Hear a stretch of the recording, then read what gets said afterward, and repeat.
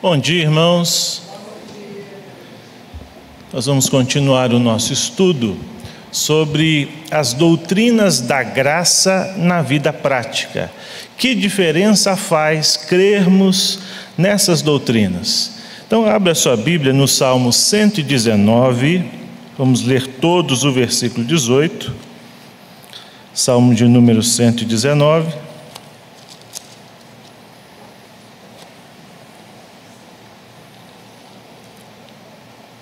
Antes de começarmos o estudo, só mais um aviso.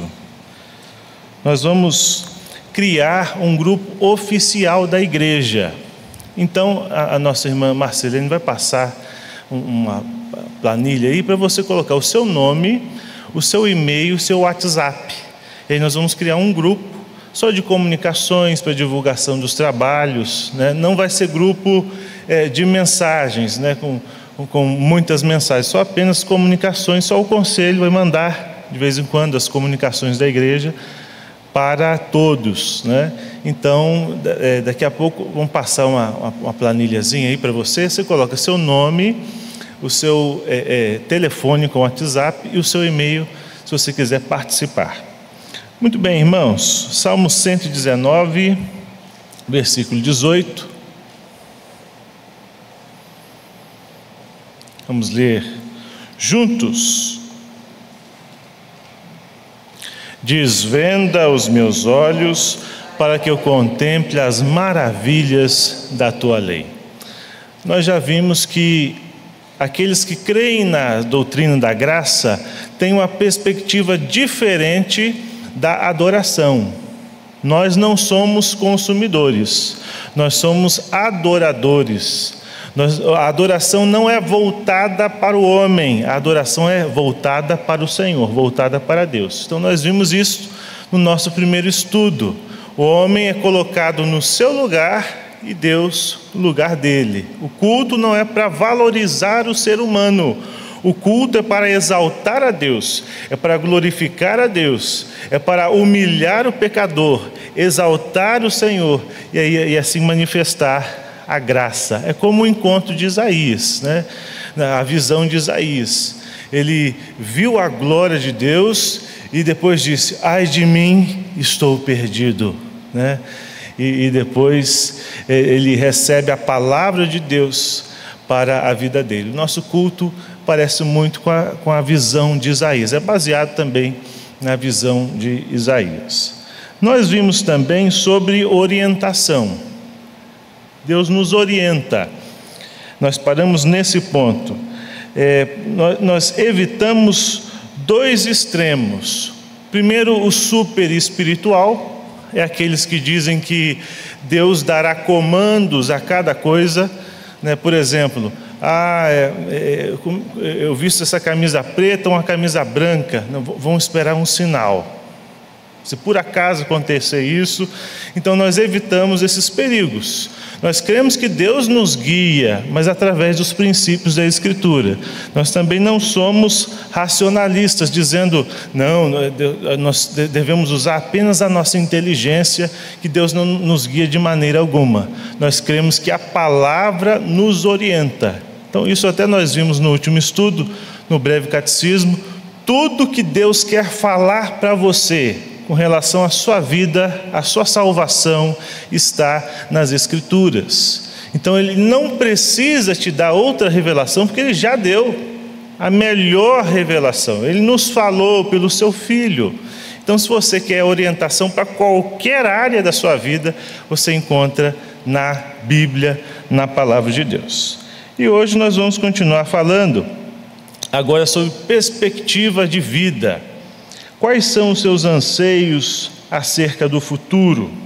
E se o que você estiver esperando para o futuro não sair do jeito que você planejou? Eu pensei que a minha vida seria assim, mas tudo mudou. Como é que o crente lida com isso?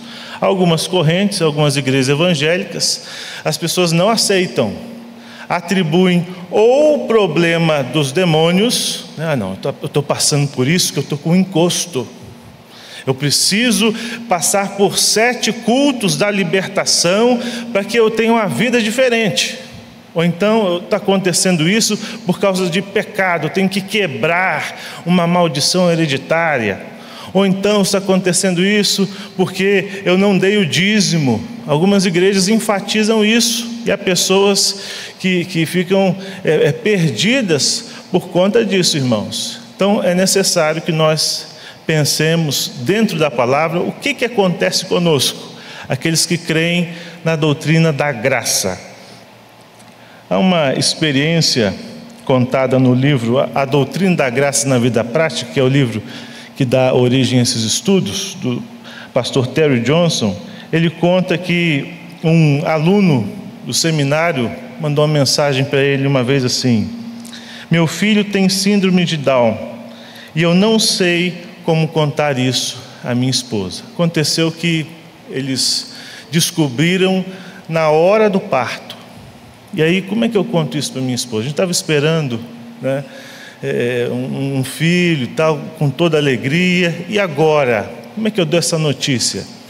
E aí o professor mandou ele ler Romanos 8, 28. Quem souber pode falar, quem não souber pode ler. O que diz? Sabemos que todas as coisas cooperam para o bem daqueles que amam a Deus, daqueles que são chamados segundo o seu propósito. E mandou ele ler Êxodo 4:11. O que diz? Quem achou pode ler bem alto aí para nós. Êxodo 4:11.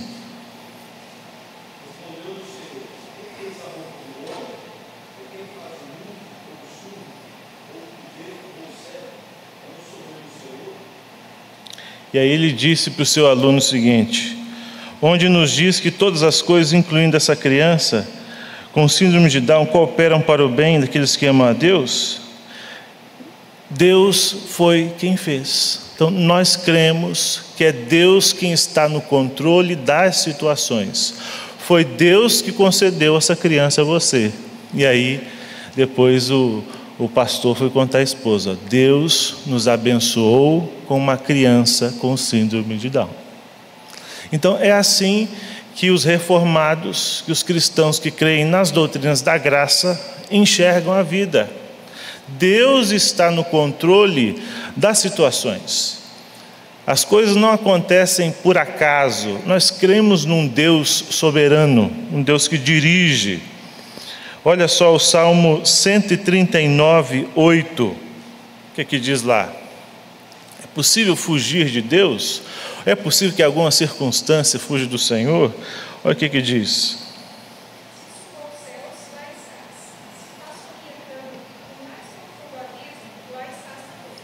Ou seja, ele é inevitável. Onde quer que você se encontre, quaisquer que sejam suas circunstâncias, quaisquer que sejam suas lutas, você está sempre lidando com Deus. Ele quem é o autor da vida, das circunstâncias, da história. A convicção de que Deus é o autor das minhas circunstâncias habilita o crente a viver em paz e alegria incomparáveis. É por isso que quando um crente morre, é diferente de quando um descrente morre. O velório é diferente. Olha num velório de crentes.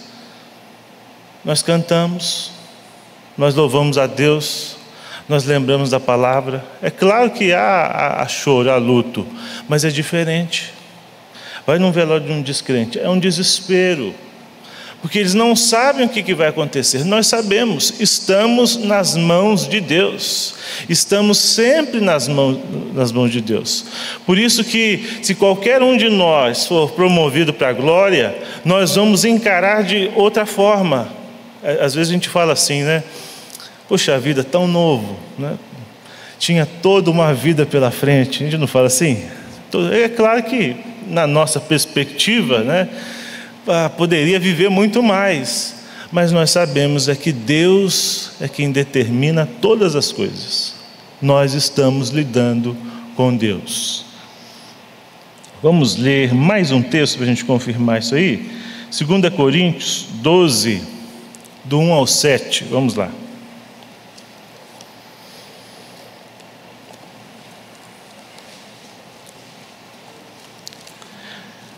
Nós vamos fazer o seguinte: cada um pode ler um versículo, um lê um, outro, bem alto assim, 2 Coríntios 12, 1 até o 7.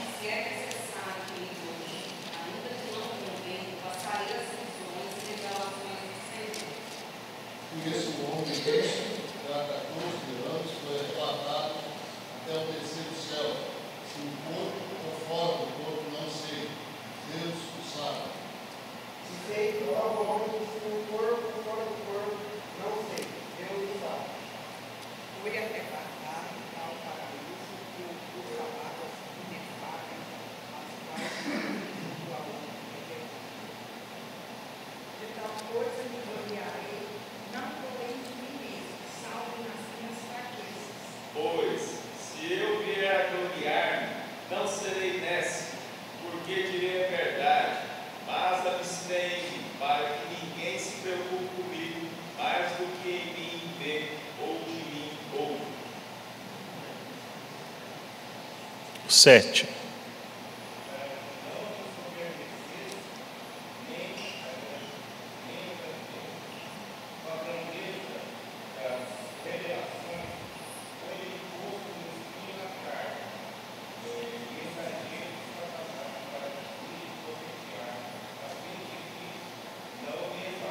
Podemos ler até o 10, 8.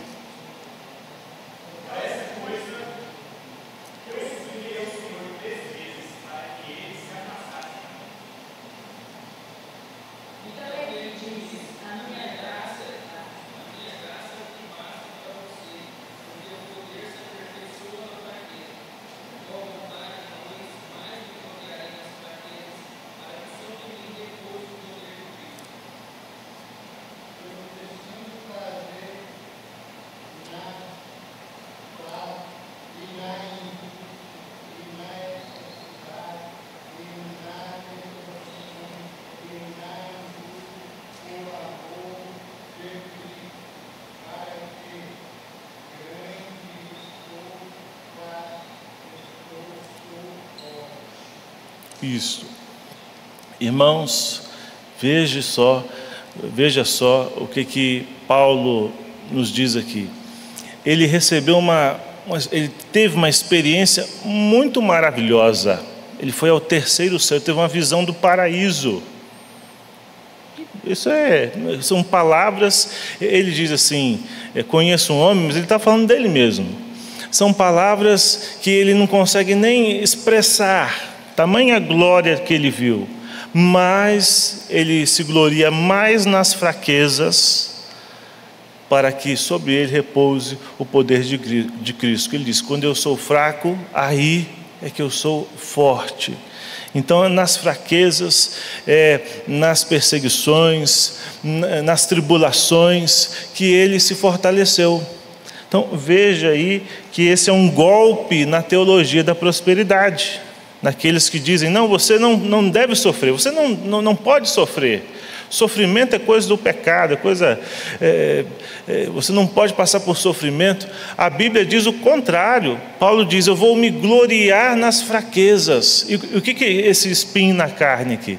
O apóstolo Paulo tinha um problema de visão sério, e ele pediu 3 vezes ao Senhor, para que afastasse esse espinho na carne. E o que o Senhor disse? A minha graça te basta. Algumas doenças vêm e não vão, e nós temos que conviver com elas durante toda a vida. O apóstolo Paulo também. Então, meus irmãos, isso não é não ser crente. Isso é ser crente, conviver com as dificuldades, com as situações difíceis, porque nós sabemos que Deus é o autor das circunstâncias. Ele disse: eu peço que afaste esse espinho da carne, mas a minha graça te basta. Então, enfermidade não é coisa do inimigo. Se você passou por enfermidade, não, fizeram um trabalho para mim, alguma coisa aconteceu, não. Deus é quem controla a nossa vida, tudo vem da mão de Deus, até a enfermidade, porque o mal, esse mal adversidade, vem do Senhor. maremotos, terremotos, furacões. Isso aí não é um acidente, isso é a mão de Deus. Sobre nós está a mão de Deus. E nós aprendemos muito com o sofrimento, com as tribulações, muito mais do que na alegria, né? Infelizmente. Às vezes passamos por momentos de alegria, e nesses momentos de vitórias e alegria, são momentos onde nós podemos até cair, se nós não vigiarmos. Quando nós estamos em momentos de muita alegria, de muita paz, né, de muita tranquilidade na vida, são momentos perigosos. Agora, quando nós estamos sendo afligidos, quando Deus pesa um pouquinho a mão, porque isso nem é comparado à ira de Deus, né? Isso aí são coisas que Deus faz conosco. Quando Ele nos atribula um pouquinho, nós nos voltamos para Ele, né? Nós oramos mais, nós pedimos a misericórdia de Deus, nós pecamos menos. Você peca menos na aflição do que na alegria, né? Então tudo isso é a mão de Deus sobre nós. Nós sabemos que Deus é o autor das nossas circunstâncias. Olha só que diferença faz você crer na doutrina da graça. Você não está ao léu, a sua vida não é um barco à deriva, mas você tem um piloto, e ele está conduzindo para onde ele quer, e nós devemos confiar, porque ele que sabe o caminho, ele sabe o melhor, ele é Deus, ele é sábio. Então confiemos nesse Senhor. Alguma dúvida até aí, irmãos, sobre esse tema? Tranquilos? Podemos prosseguir? Vamos falar então agora de testemunho. O que muda? Se nós sabemos que Deus é soberano, se de fato Ele vai alcançar quem Ele quer, por que nós devemos evangelizar? Você já fez essa pergunta? Se Deus é soberano, eu vou falar por quê. Primeiro lugar, nós somos ordenados a evangelizar. Olha só o que diz Mateus 28, 18, 19. Alguém lê aí para nós bem alto. Mateus 28, 18, 19.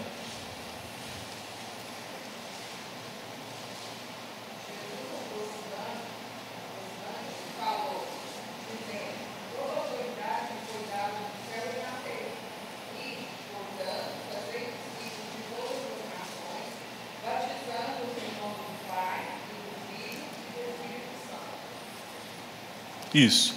E esse ide aí é sempre indo, não é um ato único, mas é a vida do povo de Deus. Nós vamos prosseguindo, fazendo discípulos. Evangelização não é você falar só uma vez e acabou. Jesus disse para fazermos discípulos, e isso depende de um contato, um discipulado. E isso não é algo de um contato só, é algo que vai sendo falado. Então, se você já falou, já falei para os meus amigos de Jesus, continue falando. Se possível, converse com eles, vão lá em casa para a gente jantar, né? E aí nós conversamos mais sobre isso. Vamos lá, vamos tomar um café, nós vamos conversar sobre esse assunto. E assim você vai discipulando essa pessoa, você vai evangelizando essa pessoa. Nós somos ordenados a evangelizar. Em segundo lugar, porque se Deus é soberano, por que devemos evangelizar? Porque nós vivemos com uma antinomia. O que é antinomia? É uma aparente incompatibilidade entre duas verdades. Assim tratamos a eleição e o evangelismo. Devemos oferecer o Evangelho livremente a todos, embora saibamos que somente os eleitos irão crer. Por que nós fazemos isso? Primeiro, porque a Bíblia o faz. A mesma Bíblia que diz que é Deus quem salva, também diz que nós devemos falar. Olha só, João 1, 12 e 13, o que diz aí? Jesus fala para nós. É Deus que salva, Deus é soberano, Ele que nos chama.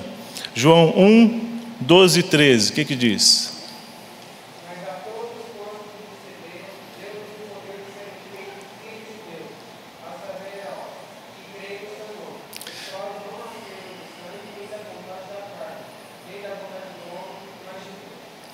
Então, começa falando da responsabilidade humana, né? Mas a todos quantos o receberam. Então, se eu parasse por aí, eu diria assim: olha, está vendo? As pessoas precisam receber Jesus. Responsabilidade humana, mas ao mesmo tempo nós temos a soberania divina. O que diz o 13? Leia o 13 de novo para nós. Os quais não nasceram de sangue, nem da vontade da carne, nem da vontade do homem, mas de Deus. Eles receberam, mas não nasceram da vontade da carne, nem da vontade do homem, mas da vontade de Deus. Então, o mesmo texto afirma a responsabilidade humana, receber, e a soberania divina. Só recebe quem o Pai concede, só recebe quem nasce de Deus, só recebe quem tem uma operação do alto. Outro texto, João 6,36, o que diz aí?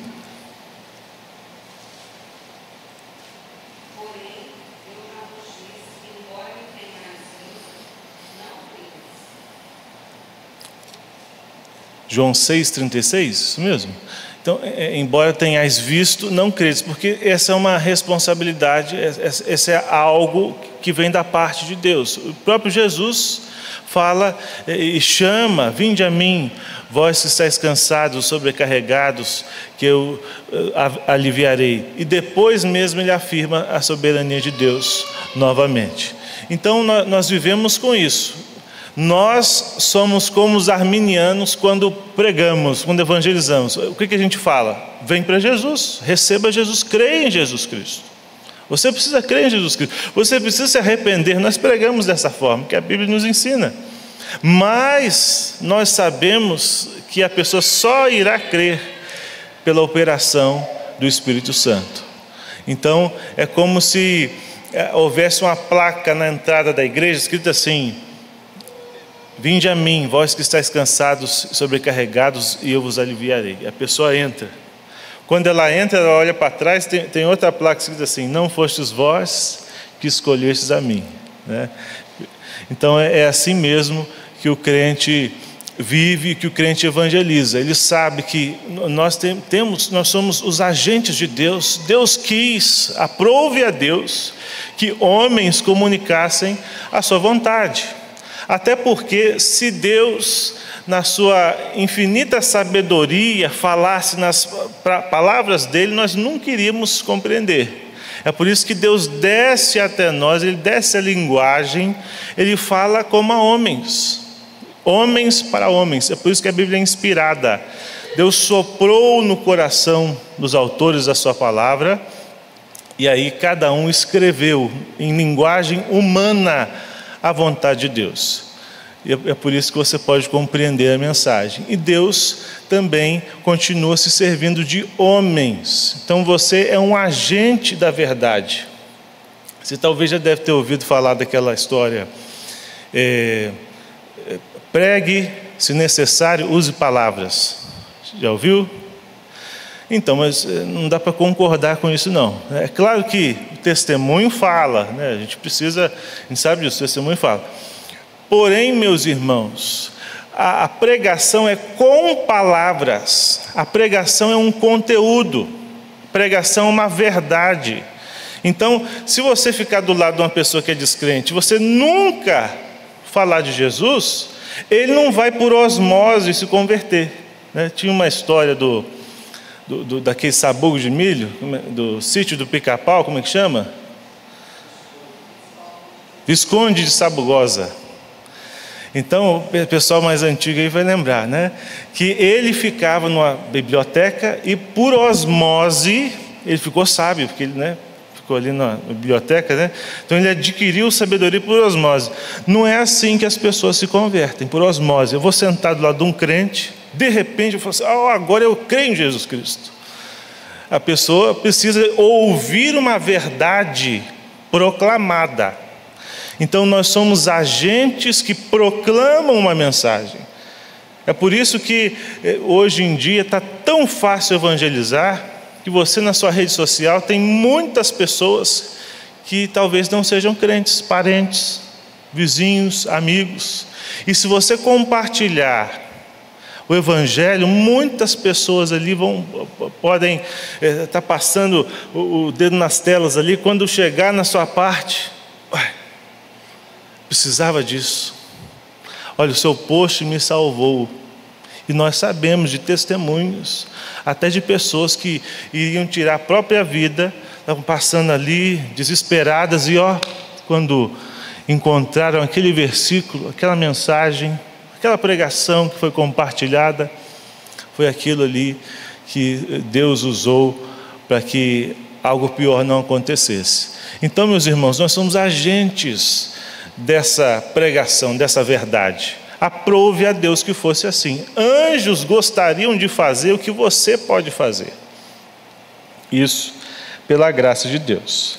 Então, não somente os que aceitam a soberania de Deus, mas também todos os demais vivem essa antinomia que nós falamos: soberania de Deus, responsabilidade humana. Eles não apenas admitem para si mesmos. O arminiano, por exemplo, regular, crê na presciência de Deus, ou seja, que Deus já sabe quem iria crer, por isso escolheu. Porém, se ele sabe que alguém não iria crer e não escolhe, por que ele deixa essa pessoa existir, né? Então, por que Deus escolhe uns e não escolhe outros? Por que Deus não quis escolher a todos? Irmãos, a questão é, só pelo fato de Deus ter nos salvado já é graça. Uma ilustração: pensemos que um caminhão de laranjas estava indo para o lixão. Todas as laranjas seriam jogadas fora, todas. Mas o dono do caminhão resolveu parar e pegar algumas laranjas. Ele que é o dono, ele faz o que ele quer. Isso é uma ilustração muito básica, né? Mas se Deus quisesse mandar todos para o inferno, ele seria justo ou injusto? O que vocês acham? Justo. Por que ele seria justo? Porque todos pecaram, porque todos violaram a lei de Deus, porque todos voltaram as costas para o Criador. Então, se Deus quisesse condenar todos, ele seria justo. Mas pelo fato dele salvar alguns, ele é misericordioso. Porque justiça é dar o que é devido. Misericórdia é a não aplicação da pena. Ele resolveu não aplicar a pena sobre nós. Por isso estamos aqui. Fomos alvos da misericórdia, porque por merecimento estaríamos no inferno, mas pela misericórdia nós somos poupados, e pela graça nós temos o céu. Pela graça nós temos a vida de comunhão interminável com Deus, pela graça. Então, meus irmãos, como é importante entender isso, né? Então, Deus é soberano de que forma? Ele é quem salva. A salvação não está nas mãos do homem. O homem, ele recebe a salvação porque ele estava morto espiritualmente. Ele recebe da parte de Deus a capacidade de crer. Então é isso que nós afirmamos com relação ao evangelismo. Também nós cremos em meios. Crer na soberania de Deus não é crer no fatalismo. O fatalista crê que o que está destinado a acontecer deve acontecer, e deste modo ele desiste e observa. Os hipercalvinistas são assim: Deus ordena os fins, mas ele também ordena os meios para os fins. Então os hipercalvinistas falam assim: não, a gente não precisa evangelizar, né? Ou eu já estou na graça, não preciso me santificar, eu não preciso buscar a Deus, eu estou salvo, né? Mas quem é salvo busca a Deus. Quem é salvo evangeliza. Quem é salvo quer ver o evangelho sendo proclamado. Quem é salvo quer ver a glória de Deus sendo anunciada. Então, a atitude de um salvo é completamente diferente do que de qualquer outro. Então é necessário que nós compreendamos isso. a diferença que faz crer na soberania de Deus. Então vamos lá, os meios para o fim de converter os pecadores são a oração e a pregação do Evangelho. Por que você levanta de manhã e vai trabalhar se Deus é soberano? Porque você precisa, não, eu tenho que ir porque tenho que trabalhar, tenho que ganhar o meu pão de cada dia. Deus é soberano. E eu já ouvi uma frase que é muito boa, que diz assim: eu faço tudo como se tudo dependesse de Deus, certo? Mas eu faço tudo também como se tudo dependesse de mim. Ou seja, ele usa todas as suas forças para resolver aquilo, para trabalhar, para executar aquela tarefa, confiando que é Deus que faz também todas as coisas. Então nós oramos, mas se eu estou precisando de emprego, de alguma coisa, eu não vou orar e ficar esperando apenas o emprego aparecer. Eu tenho que distribuir currículo, mandar mensagem, falar com um, falar com o outro, bater na porta, né? Então eu oro e eu faço aquilo que está ao meu alcance. E assim vai. Eu quero passar num concurso, né? Uma vez, numa reunião de oração, tinha um jovem assim, aí levantou a mão: pastor, quero pedir oração. Não pode pedir. Não, amanhã vai ter uma prova num concurso, eu vou participar, então, sim, vamos orar, porque Deus te dê sabedoria.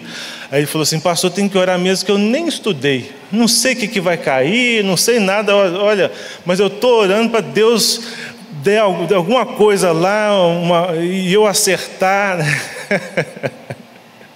ele está orando para que os outros errem e ele acerte, alguma coisa assim. Então o crente não pensa assim, né? Eu quero que as coisas aconteçam, mas se eu não estudar, então eu preciso estudar, eu preciso correr atrás, e é claro, confiando no Senhor, né? Mas se eu estou pedindo oração por causa disso, estou tentando a Deus, né? Como é que eu estou pedindo oração para algo que eu mesmo não estou fazendo, né? Então fica de lição para nós. Vamos voltar sobre evangelização, então, e a soberania de Deus. A diferença que faz crer na soberania de Deus. As doutrinas da graça ensinam a dependência de Deus. Ele é quem faz o morto ressuscitar. Ninguém converte ninguém. Por isso, ore, viva o Evangelho e pregue o Evangelho. Isso é algo maravilhoso, né?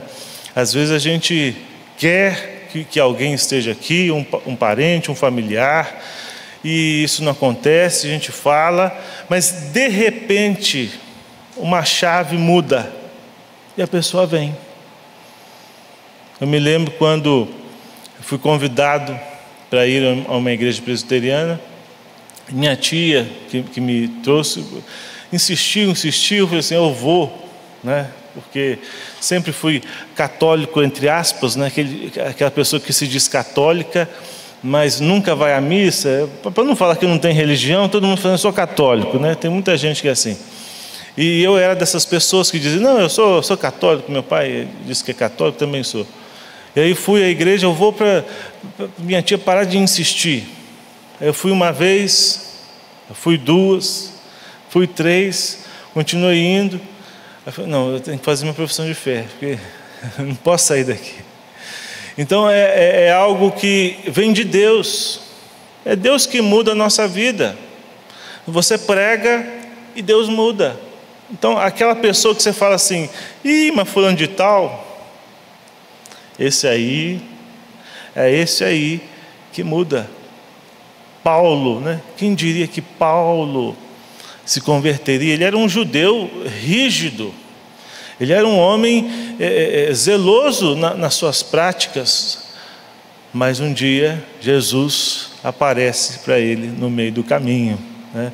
E é isso que acontece também na nossa vida. Então, se há alguém na sua família que ainda não está aqui, que ainda não se converteu, ainda não recebeu Jesus, continue pregando.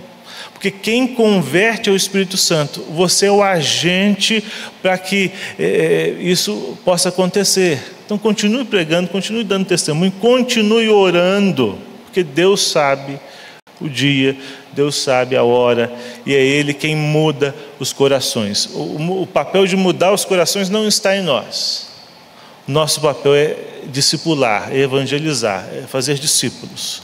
Continuemos fazendo a nossa obra. A confiança nos meios ordenados por Deus nos guardará da distração. Estratégias de crescimento, marketing, publicidade, levantamento de dados demográficos e pesquisa são distrações. A igreja cresceria muito mais se houvesse mais oração e proclamação.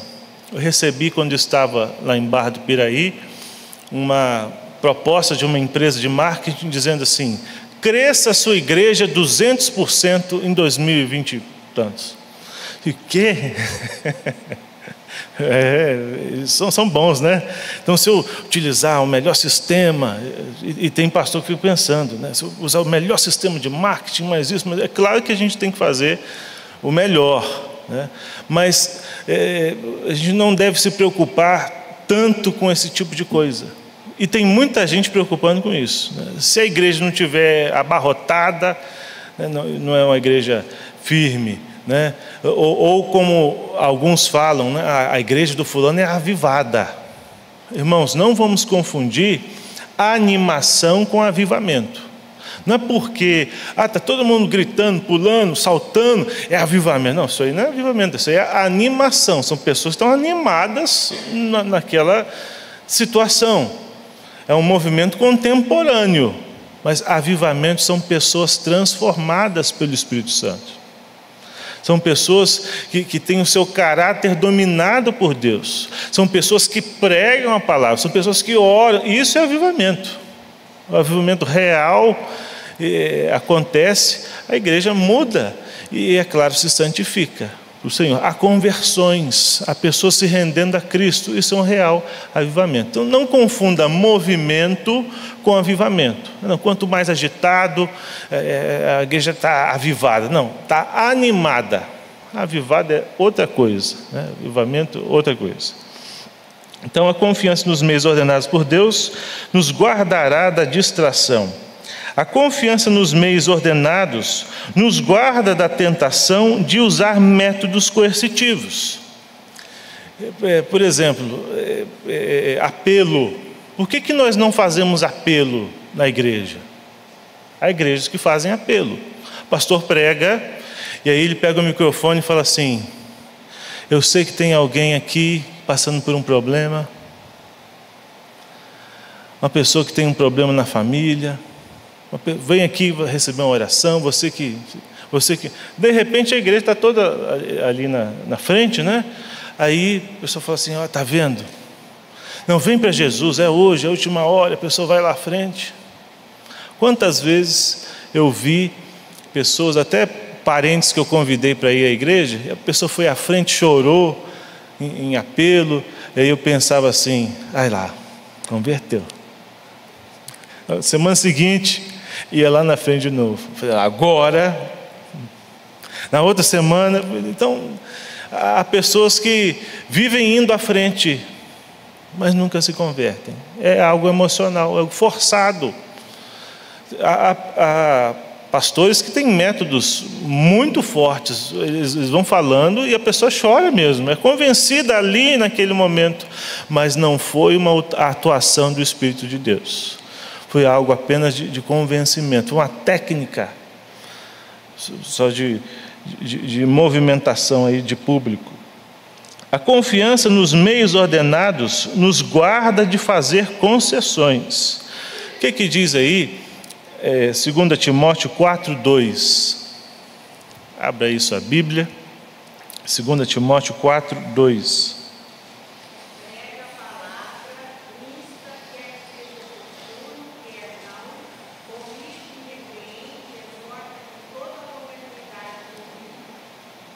Isso, prega a palavra. Não, vamos pregar uma outra coisa, como por exemplo, vamos fazer aqui uma série de sermões sobre os Vingadores, né? Então eu vou falar hoje sobre o Thor. Semana que vem, né, temos que motivar o jovem, né? Semana que vem eu vou falar sobre o Hulk, que o crente precisa ser forte, né? Na outra semana, e aí existem igrejas que fazem isso, que usam métodos para atrair pessoas, e a pessoa vai chegar lá, né, escuta aquela palestra, e de repente tem um fundo bíblico, e isso atrai muita gente, né? Mas não é a palavra de Deus. Prega a palavra. Esse é o método dado por Deus. É isso que converte os pecadores. Não sejamos ingênuos. Igrejas que praticam esses métodos vão encher, mas de pessoas não convertidas. Então, não, eu quero que a igreja esteja cheia de jovens. Vamos estar cheia de jovens com a cabeça oca. Nós temos que ter jovens firmados na doutrina, porque o que vai convencer e proteger o jovem na faculdade não vai ser Thor e Homem de Ferro, não. Vai ser a palavra, se estiver enraizada no coração. Porque quando ele chegar na universidade, eles vão bombardeá-lo com uma série de questionamentos. Se ele não estiver firme, ele vai sair da igreja. Infelizmente, a maioria dos jovens chegam à faculdade e abandonam a igreja. Isso não só no Brasil, nos Estados Unidos. E é triste. Por que será? Não estavam enraizados na doutrina. Muitos perdem a fé. Muitos são confundidos na universidade. Então é necessário que nós usemos de todos os nossos esforços para ensinar aos jovens o que eles mais precisam. É se enraizar na palavra de Deus. Atos 18:10, o que diz aí? Atos 18:10.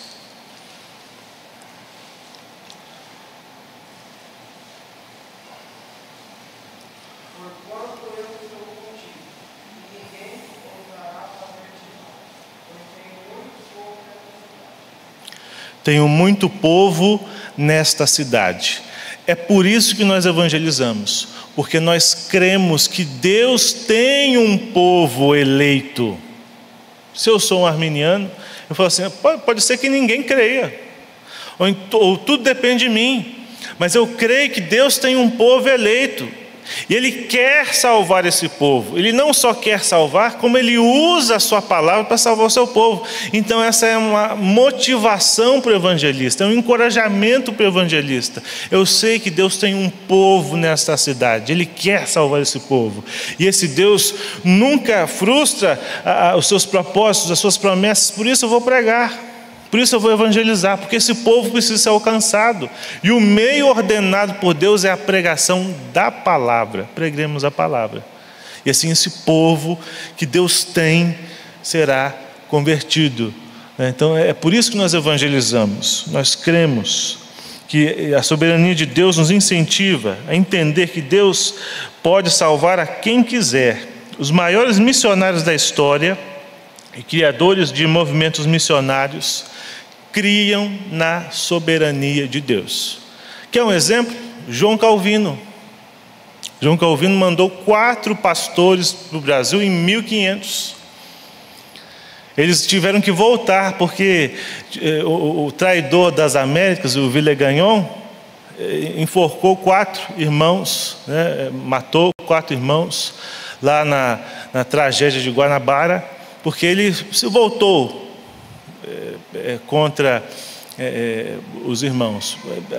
Os irmãos tiveram que produzir uma confissão de fé. Pesquise em casa a confissão de fé de Guanabara, da noite para o dia, e eles reafirmaram a fé, irmãos, e os pastores voltaram, né, para Genebra. Então João Calvino foi um dos que mais evangelizou e mandou missionários.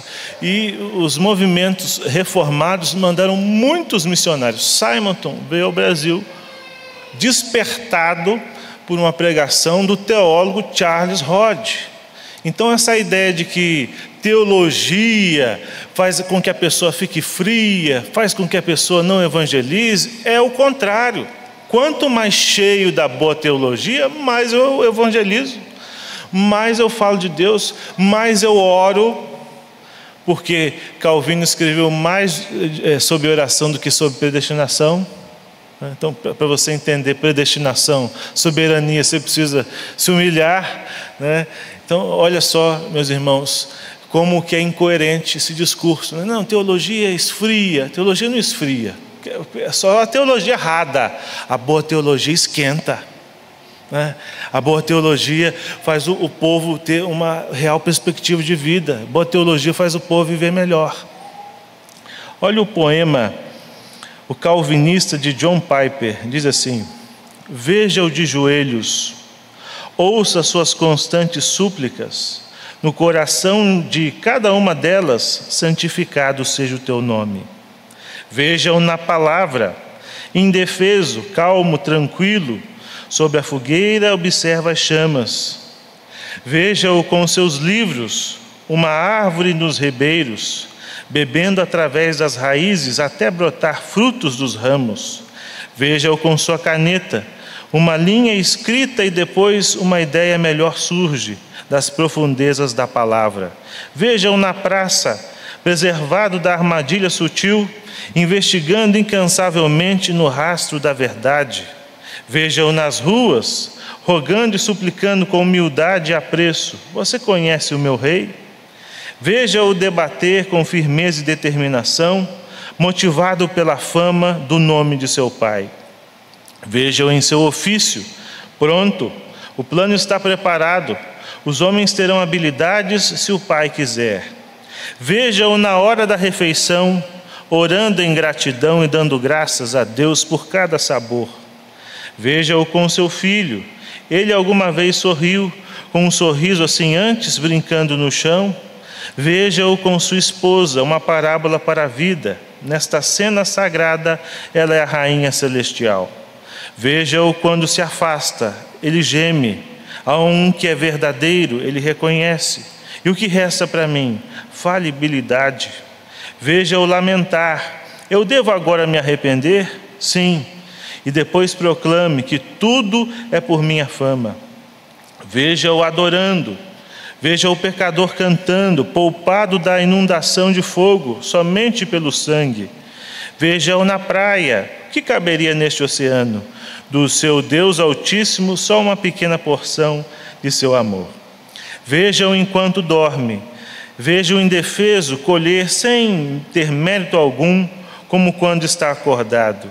Veja-o quando a morte se aproxima, escute a respiração dele em meio à dor que vai diminuindo. Uma última palavra é sussurrada: lucro. Lucro. Viver é Cristo e morrer é lucro. Essa é a vida do calvinista, do reformado, daquele que conhece a teologia e a doutrina da graça. Nós poderíamos falar diversos outros aspectos da doutrina da graça, mas eu vou pontuar somente estes, né?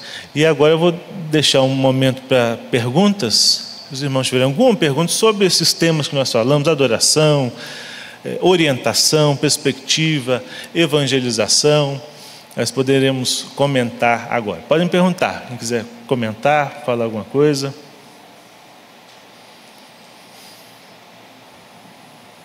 Sim. Assim, a resposta é o seguinte: você já falou, mas para reforçar, qual que é o papel nosso e da soberania de Deus, por exemplo, no nosso trabalho? Ótimo. Com relação ao nosso trabalho, o crente, ele faz o melhor possível, né? Então, no trabalho, eu tenho que ser o melhor do meu trabalho. Não porque eu vou querer ser melhor do que o outro, no sentido de humilhá-lo, não. Mas eu preciso trabalhar da melhor forma possível, porque eu não trabalho apenas para o meu patrão, para mim mesmo, eu trabalho para o Senhor. Então, o crente no trabalho, ele tem que dar exemplo, tem que dar testemunho. Não pode ficar moscando, né? A gente entra numa loja e está a vendedora no celular, olhando assim, aí você pergunta uma coisa, ela fala assim: está aqui, ó. Eu já fui numa loja, perguntei: tem aí, ó. Assim, mas não está querendo vender, né? Não deve ganhar comissão. Então, o crente não é assim. O crente tem que ser proativo no trabalho, né? Então, o melhor possível, como uma testemunho de Jesus no trabalho, né? Então, ele está lá, ele é o melhor no seu trabalho, dá um bom testemunho, e ele proclama a verdade. Vai surgir algum assunto, vão falar isso. Eu falo assim, não, isso aqui eu não acredito assim, não. Ah, mas não, se você quiser, vamos conversar, né? Vamos conversar sobre isso, vamos jantar lá em casa, vamos, né, conversar ali e fala da palavra de Deus. Então, ele é uma testemunha. Pelo seu exemplo, as pessoas veem que ele é diferente, né? Mas é pelas suas palavras que as pessoas veem o Evangelho. Então, é necessário falar, anunciar. Você tem WhatsApp, você tem rede social, compartilha. É isso que nós fazemos.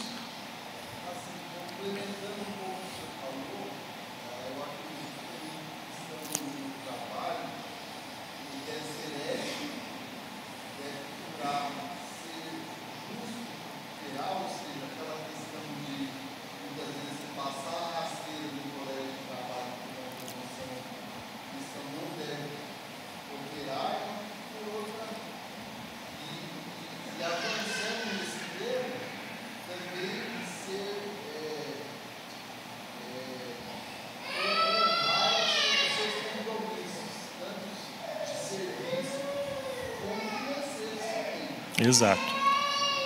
Nosso irmão André está falando da questão do crente honrar os compromissos, né, no trabalho e em tudo também, né? Isso é muito bom. Mais alguém tem alguma dúvida? Hamilton.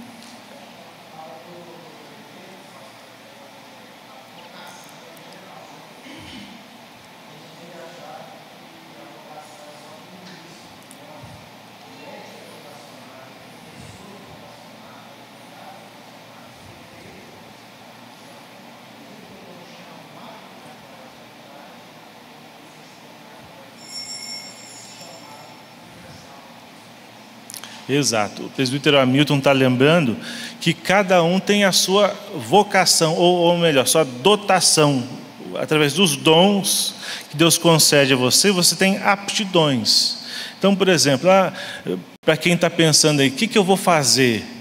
Você tem que pensar se é da área de humanas, né, exatas, ou de outra área, de empreendedor, de outros serviços. Então, através dos dons, da facilidade que você tem, você deve exercer o seu chamado divino, né, no seu trabalho. Então, não é um trabalho. Até essa palavra vem de tripalium, né, parece que está sendo triturado, algo ruim, né, a expressão trabalho. Mas para o crente, trabalho é bênção, é vocação. Você está glorificando a Deus no lugar que você está, que Deus te colocou. Então, qualquer que seja o seu trabalho, seja o melhor. Lutero mesmo, né, disse o seguinte: se você é um sapateiro, né, faça o melhor sapato e venda por um preço justo. Assim você vai glorificar a Deus. Então, assim também o crente deve viver, né, da melhor forma, sendo um melhor funcionário ali, ele vai dar testemunho e vai pregar, vai anunciar a verdade do Senhor. Mais alguém? Sim.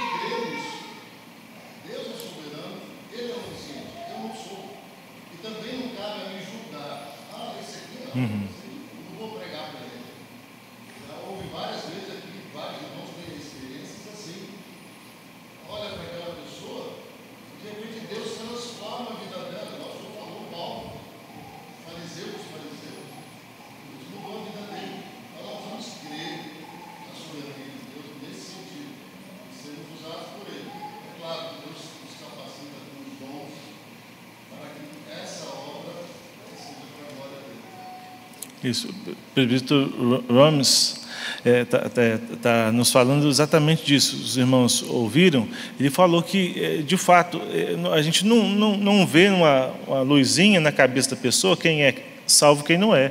Por isso que nós pregamos, porque o chamado é a todos, né? Então pregamos a todas as pessoas. Eu não sei quem é eleito e quem não é. Deus é quem sabe. Então eu devo pregar, porque Deus vai converter aqueles que Ele quiser, e eu nunca devo subestimar o poder de Deus. Deus é soberano, não tem o que fazer. Quando Deus quer salvar, Ele vai salvar, né? A pessoa cede, Deus muda o interior, Deus muda a mente, o intelecto, a vontade, os sentimentos, e a pessoa volta-se para Ele, né? É um nascimento. Mas o que você precisa fazer? Pregar. Então nós somos ordenados a anunciar a palavra, e continuemos anunciando, né? Então essa história de que calvinista não evangeliza, olha, falta conhecimento da doutrina e da história, porque é o contrário. Quem mais evangeliza são os calvinistas, são os reformados.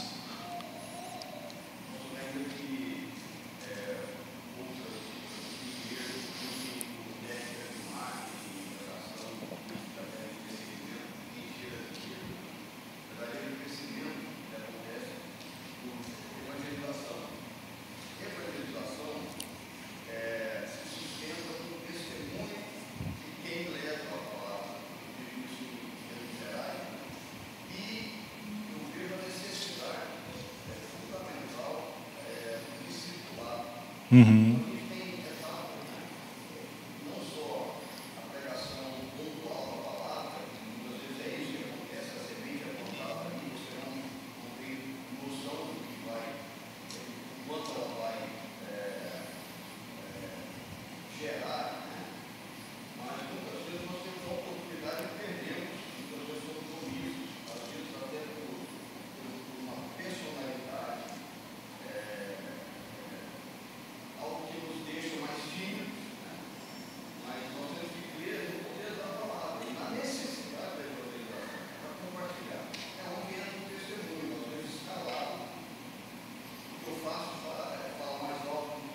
Uhum.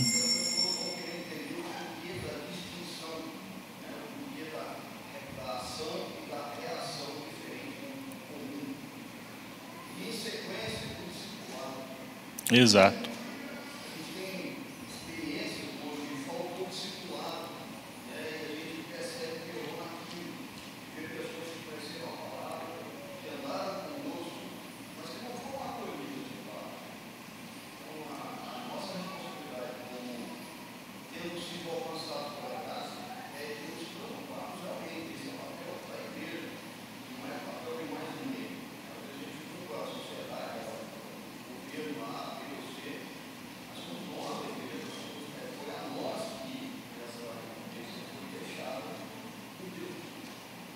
Exato.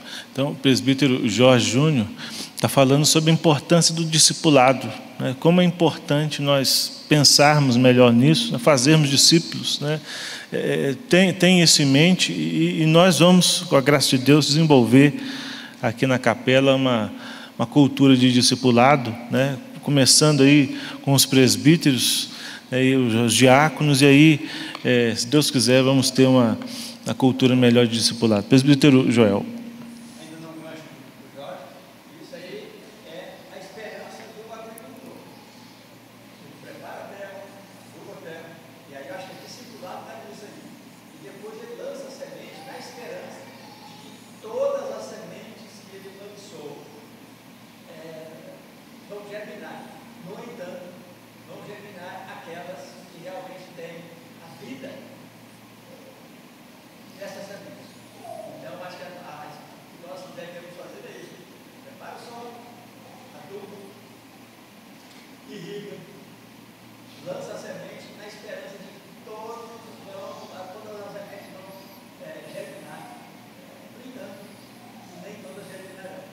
É isso mesmo. Essa é a esperança do agricultor. Então, o presbítero Joel está nos lembrando, né? Essa é a semeadura do Evangelho, como se você semeasse, né? E você espera que todas as sementes vão germinar, né? Mas somente aquelas que realmente têm vida, né, vão germinar de verdade. Então, nós pregamos, né, e Deus faz a sua obra usando a nós. Então, que privilégio! Um post seu hoje pode salvar uma pessoa do inferno. Pensou nisso? Do inferno. A pessoa está caminhando para a perdição. Um versículo, né?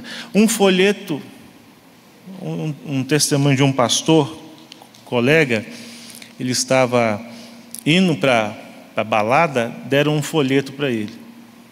Aí guardou no bolso, né, por educação, entrou e teve a noite dele lá, e diz ele que ele acordou e não sabia onde ele estava mais.